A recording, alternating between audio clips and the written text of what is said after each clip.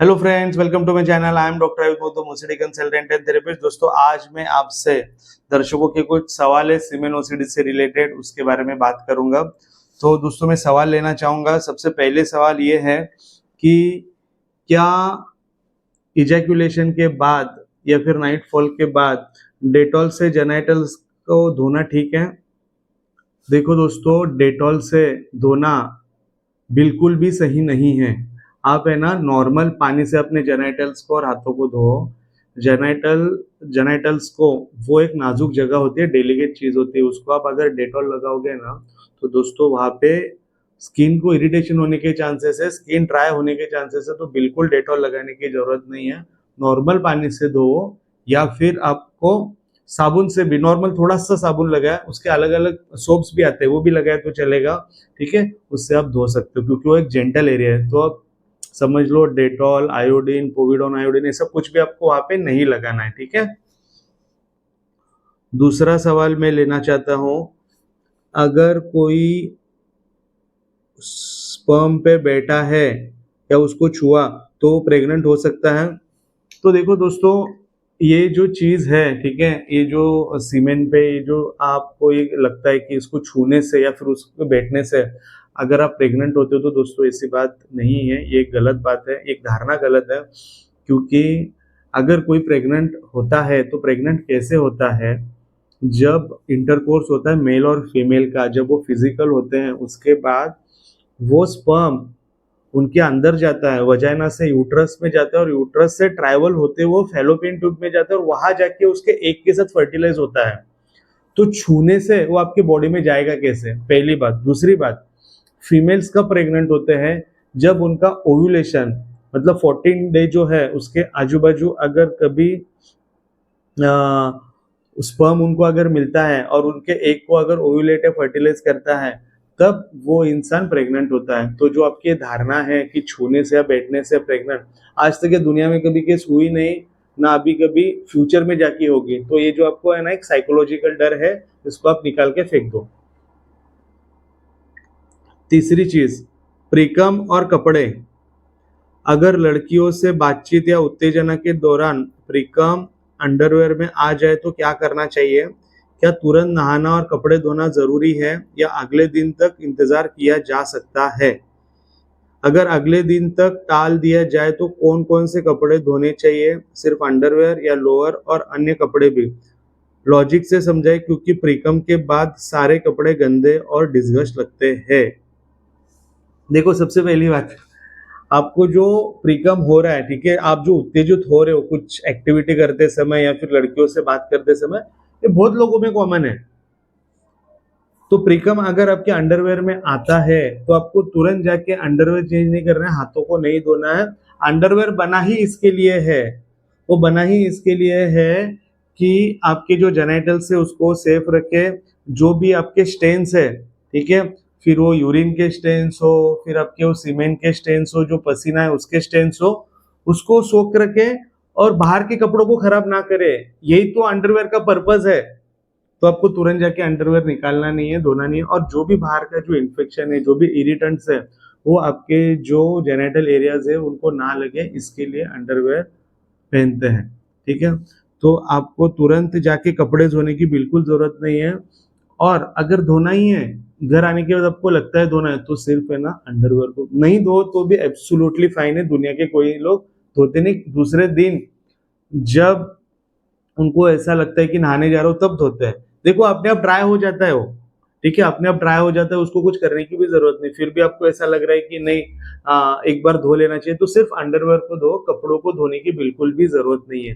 क्योंकि जो भी सीमेंट निकल रहा है, या फिर सीमेंट तो निकल ही नहीं रहा है, सिर्फ प्रीकम निकल रहा है, जो भी प्रीकम आपको बाहर आ रहा है ना, वो आपके अंडरवेयर तक ही आ रहा है, और अंडरवेयर उसको एब्जॉर्ब कर रहा है और सुखा रहा है, ड्राई हो रहा है।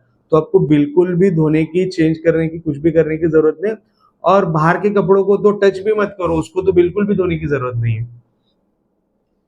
और एक सवाल है, नाइट फॉल और सुबह की सफाई। ठीक है, नाइट फॉल के बाद सुबह क्या सबसे पहले नहाना जरूरी है? सर्दियों में इस स्थिति को कैसे संभाले? क्या सिर्फ अंडरवेयर धोना काफी है, या पूरे लोअर कपड़े भी साफ करना चाहिए अगर दाग फैले हो?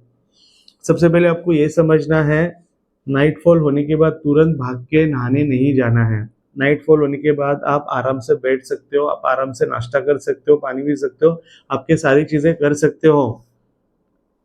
आपके साथ ये क्यों हो रहा है? सीमेंट आप गंदा मान के बैठे हो, इसके लिए हो रहा है। ये गंदा चीज नहीं है। आप इसके साथ बैठ के सारी एक्टिविटी कर सकते हो, और जो आपका नहाने का समय है तभी आप जाओ।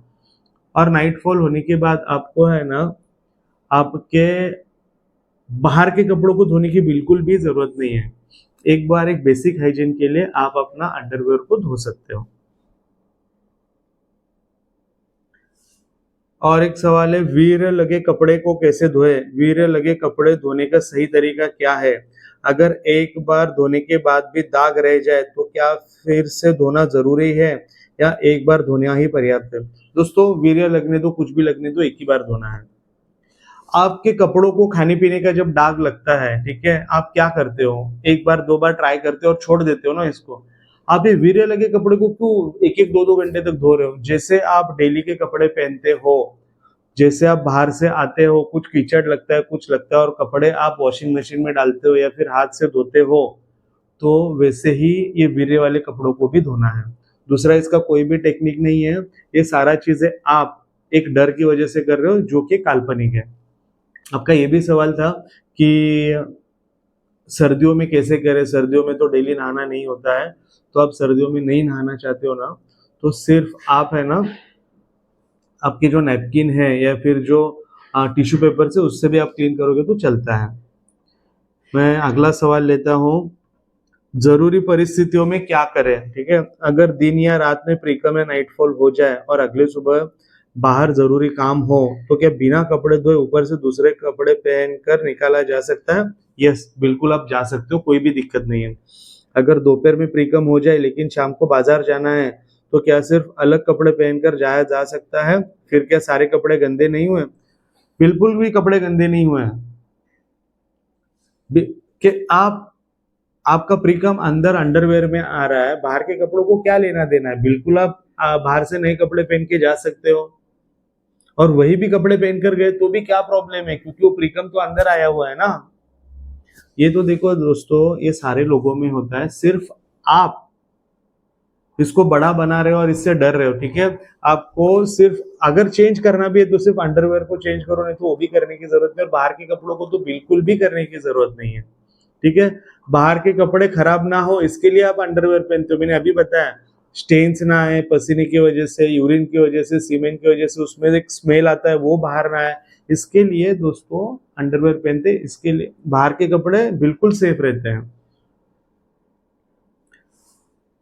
शादी के बाद की स्वच्छता, अगर रात में शारीरिक संबंध हो जाए तो क्या हर बार बेडशीट धोना जरूरी है? क्या रोज नहाना अनिवार्य है, खासकर सर्दियों में? बिना जरूरत से ज्यादा सफाई किए स्वच्छता कैसे बनाए रखें? देखो दोस्तों, अगर रात को शारीरिक संबंध होता है, ठीक है, मैरिड कपल है और फिजिकल हो जाते हैं, शारीरिक संबंध होता है, तो है ना, जो चीजों को सीमेंट लगा हुआ है, ठीक है, जैसे कि आपको अंडरवेयर को लगा है, तो सिर्फ उसको ही धो। आप जो बेडशीट, चादर और बाकी बाहर के कपड़े और जो भी आपको दिख रहा है आपके रूम में जिसको टच भी नहीं हुआ है, वो भी सारा धो रहे हो, ये चीजें मत करो, ये चीजें गलत है, तो ये चीजें नहीं करना है।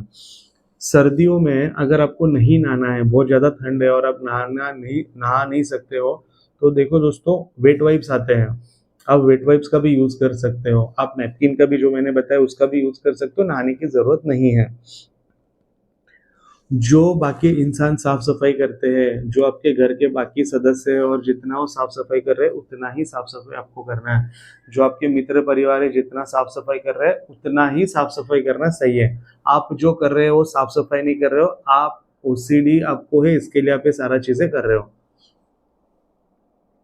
बाथरूम और साझा स्थानों की सफाई, अगर घर में कोई नवविवाहित जोड़ा हो और वो रात को बाथरूम का उपयोग करे, तो अक्सर ऐसा लगता है कि उन्होंने रात में संबंध बनाने के बाद नल दरवाजे की कुंडी छुआ, जिसने वीर्य नल दरवाजे आदि पर लग गया होगा। ऐसे में क्या पूरी बाथरूम की सफाई जरूरी है? ओसीडी से जूझते हुए इस स्थिति को बिना जरूरत से ज्यादा सफाई किए कैसे संभाले? देखो दोस्तों, ये आपके जो सारे सवाल है ना, ये एक नासमझ की वजह से ये है। आपको जिस दिन ज्ञान हो जाएगा कि ये जो आप सारी चीजें साइकोलॉजिकल फियर की वजह से कर रहे हो, आप ये सवाल करना ही बंद कर दोगे। अगर कोई कपल बाथरूम में जा रहे हैं और वो रात को जाते, तो आपको क्या लगता है फिजिकल होके गए हैं? मतलब दरवाजे को, कुंडी को, कपड़ों को, बकेट को, मग को, सारे जगह सीमेंट लग सकता है। अरे दोस्तों, अगर लग भी गया तो क्या फर्क पड़ता है? अगर दरवाजे को सीमेंट बाहर से लग गया, वो तो 2 मिनट में ड्राई हो जाएगा। नल को लगा है, वो तो 2 मिनट में ड्राई हो जाएगा। आपकी जो धारणा बन चुकी है सीमेंट गंदा है, सीमेंट गंदा नहीं है, सीमेंट प्योर है। आपको जो डिस्गस्ट फील होता है क्योंकि वो चिपचिपाट रहता है, उसमें वो थोड़ा गीला रहता है इसके लिए, लेकिन वो तो सूख गया ना। एक बार सूख गया तो क्या डिस्गस्ट, उससे क्यों घृणा करना है? तो सीमेंट अगर किधर भी लगता है, आपको ऐसा लगता है कि सीमेंट लगा है, तो दोस्तों आपको पूरी बाथरूम को धोने की जरूरत नहीं। हाँ, अगर आपको किधर दिख रहा है ये सीमेंट है, तो एक बार धो लो, चलेगा। लेकिन जिधर दिख ही नहीं रहा और आप पूरे बाथरूम को धो रहे, ऐसे मेरे पास पेशेंट्स आए हुए हैं, ठीक भी हो चुके हैं।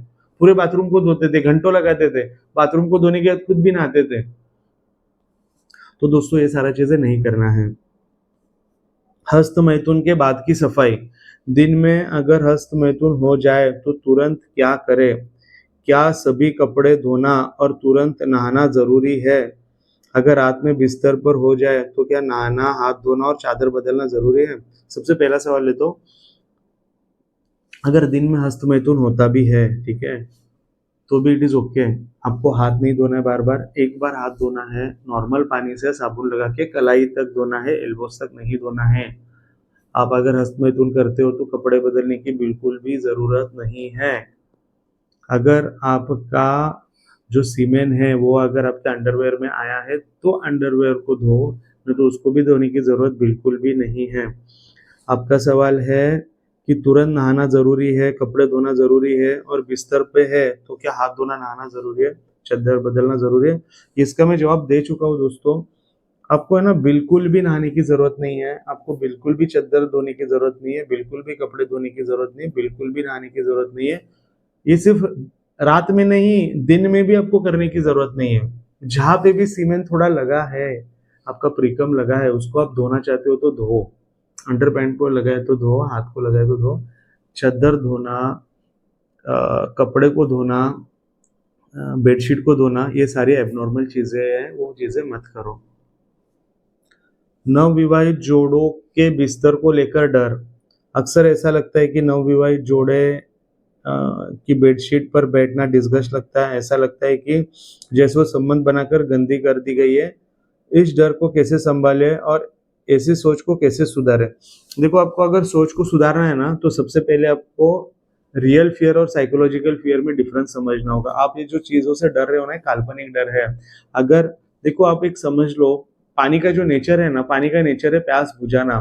फिर वो आदमियों की भी प्यास बुझाता है, बच्चों की भी बुझाता है, पशु पक्षियों की बुझाता है। मतलब दुनिया में जितने भी लोग हैं, सारों की प्यास बुझाता है। तो पानी का नेचर है प्यास बुझाना। पानी ऐसा नहीं करता अमेरिका में बैठे उनकी नहीं बुझाते, इंडिया में बैठे उनकी बुझाते, नहीं। यही सेम चीज अपने लाइफ में आपको अप्लाई करना है। अगर मेरे घर के बाकी के मेल अगर सीमेंट से डरते नहीं, उनको इतने सवाल नहीं है, मेरे अगर कोई फ्रेंड्स है, उनको इस सीमेंट से डिस्गस्ट फील नहीं होता, उनको इससे घृणा फील नहीं होता, अगर वो इस सीमेंट से नहीं डरते और आप डर रहे हो, मतलब ये यूनिवर्सल ट्रूथ नहीं है। जो पानी का नेचर मैंने बताया वही। अगर ये चीज खराब है तो दुनिया के सारे लोग डरेंगे। आप अगर कोई भी इंसान को बोलोगे 20 मालों से कूद जा, तो सारे लोग डरेंगे। That is a real fear. आपको जो है वो साइकोलॉजिकल फियर है, सबसे पहले उसको सुधारो। अगर उसको आप ठीक करोगे ना, ये सारे सवाल आप में आएंगे ही नहीं। तो आपको अगर उस चीज को सुधारना है, सीवन उसीढ़े से बाहर निकलना है, तो सबसे पहले आपको आपकी समझ बढ़ानी है, आपकी जो अंडरस्टैंडिंग है उसको बढ़ाओ। अगर आप खुद से नहीं कर पा रहे हो तो दोस्तों आपके नियर बाय जो भी थेरेपिस्ट है उनकी मदद लेके करो, नहीं तो दोस्तों मुझे कॉल करो। मैं आपकी डेफिनेटली मदद करूंगा। मुझे कॉल करके अपॉइंटमेंट बुक करो और मेरे से बात करो। और एक सवाल है दोस्तों, सीमेन पेनिस से निकलता है इसलिए डिस्गस्ट फील होता है। बहुत बहुत बहुत बहुत कृपया डिस्गस्ट फील ना हो इस पर एक डिटेल लॉजिक से समझाएं। देखो इसके लिए तो मैंने इसके पहले का जो वीडियो है पूरा उस पे ही बनाया, पूरा 15-20 मिनट का वीडियो आप जाके देख सकते हो। अ, मुझे पता है सीमेंट से आदमी बनता है, पर फिर भी सीमेंट से घिन लगता है।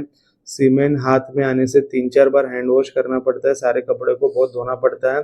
सीमेंट से कुछ भी टच हो जाए डिस्गस्ट फील जैसे लगता है और सबको धोना पड़ता है। तो देखो दोस्तों, सबसे पहले ये समझो कि आप इसको डिस्गस्ट क्यों मान रहे हो, इसको आप खराब क्यों मान रहे हो। आप ये जो यूट्यूब पे देख के, कहीं तो पढ़ के, किसी का तो सुन के आप इसको जो बुरा मान रहे हो ना, ये बुरा चीज है ही नहीं, ये गंदा चीज है ही नहीं। आपको जो इसको जो डिस्गस्ट फील हो रहा है, ये बिकॉज ऑफ योर फियर। इतने मल्टीपल टाइम्स आप हाथ धो रहे हो, it is because of your fear. और वो जो फियर है वो आपका काल्पनिक है, ये आप चीजों को समझ लो। ठीक है। और है ना, आपको ज्यादा अगर कोई चीजें चाहिए तो पीछे मैंने एक वीडियो बनाया हुआ है इसके पहले, वो जाके आप बिल्कुल देख सकते हो। और एक सवाल है, अगर सीमेंट गंदा नहीं है तो जो अंडर गारमेंट्स है उनको क्यों धोना है, चद्दर को क्यों धोना है। ठीक है। तो देखो बहुत बढ़िया सवाल पूछे, तो मैं आपको बताना चाहूंगा, सीमेंट गंदा तो है ही नहीं। Cement is one of the purest form in your body. ठीक है। सीमेंट को सीमेंट अगर आपके अंडरवेयर को लगता है या चद्दर को लगता है तो क्यों धोना चाहिए। देखो दोस्तों, जब सीमेंट निकलता है ना, उसका एक ओडर होता है, उसका एक स्मेल होता है। ठीक है। वो स्मेल होता है, या फिर मैंने आपको जो बोला पहले, जो सीमेंट की वजह से ना थोड़े स्टेन छूट जाते हैं। सीमेंट होने के बाद अंडरवेयर में स्टेन्स होते हैं, यूरिन के स्टेन्स होते हैं, पसीने के स्टेन्स होते हैं। तो वो ओडर निकालने के लिए, वो स्टेन्स निकालने के लिए चद्दर को और आपके अंडरवेयर को धोया जाता है। और आप, अगर आपको ऐसा लगता है कि इसको मतलब गंदा है और इसके लिए धो रहे हो, तो दोस्तों मतलब ये गलत है। वो जो सिर्फ अनप्लेजेंट उसका जो स्टिकीनेस है, या फिर जो उसका नेचर है, ठीक है, या फिर अनप्लेजेंट उसका जो ओडर है, इसके लिए आप अपने चद्दर या फिर बेडशीट और अपने अंडरवेयर को धो रहे हो। दूसरा कोई भी रीजन नहीं है। और दोस्तों, आप ये समझ लो कि इस ओसीडी में से बाहर निकलना है तो आपको है ना चीजों को एक्सेप्ट करने आना चाहिए। आप है ना जैसे ही बोलोगे सीमेंट गंदा नहीं है, और उसको जैसे ही स्वीकारोगे ना, उसका पावर खत्म हो जाएगा, उसको आराम से आप लेट गो कर पाओगे। आप खुद से डेली मल्टीपल एक्सपोजर्स करो, ईआरपी थेरेपी घर पे करो। नहीं होता है दोस्तों तो मेरा इधर नंबर दिया है, मुझे कॉल करो। और दोस्तों, इसमें से जल्द बाहर निकलो। आप जो सवाल पूछ रहे हो उसका एक ही कारण है, एक ही लॉजिक है। आपके सारे सवालों का अगर मैं एक ही जवाब देना चाहूंगा तो ये जवाब है, आपको सीमेंट से लेके एक साइकोलॉजिकल डर है, एक काल्पनिक फियर है, इसके वजह से ये सारी चीजें आप में हो रही है, और इसके लिए इतने सारे सवाल आप में है। जिस दिन आप इस चीज को डरना बंद करोगे, आपके सवाल अपने आप खत्म हो जाएंगे, आपके डाउट्स अपने आप खत्म हो जाएंगे। आपका दोस्तों है ना, अंडरस्टैंडिंग से इनर कॉन्फिडेंस बढ़ाओ, अंदर का आत्मविश्वास जगाओ। जैसे आपका इनर कॉन्फिडेंस बढ़ेगा ना, आपके सारे डाउट्स खत्म हो जाएंगे, आपके सारे क्वेश्चंस खत्म हो जाएंगे। तो दोस्तों, इसी प्रकार से है ना, आप इस सिमिनोसिटी को खत्म कर सकते हो। और ऐसे ही आप अगर चाहते हो कि मैं आपको मतलब आपके क्वेश्चंस को आंसर्स करते रहो, तो दोस्तों प्लीज मेरे कमेंट्स बॉक्स में कमेंट्स करके आपके जो भी सवाल है वो बताइएगा। मैं usually OCD, anxiety, fear, phobia, panic attacks, depression, इस पे वीडियोस बनाते रहता हूँ। अगर आप चाहते हो कि ये छोड़ के मैं और कोई टॉपिक्स पे वीडियोस बनाऊं, तो दोस्तों मुझे जरूर बताइएगा। आपको वीडियो पसंद आया होगा तो लाइक एंड सब्सक्राइब करना ना भूलिएगा। Please take care of your self. Thank you so much. शुक्रिया।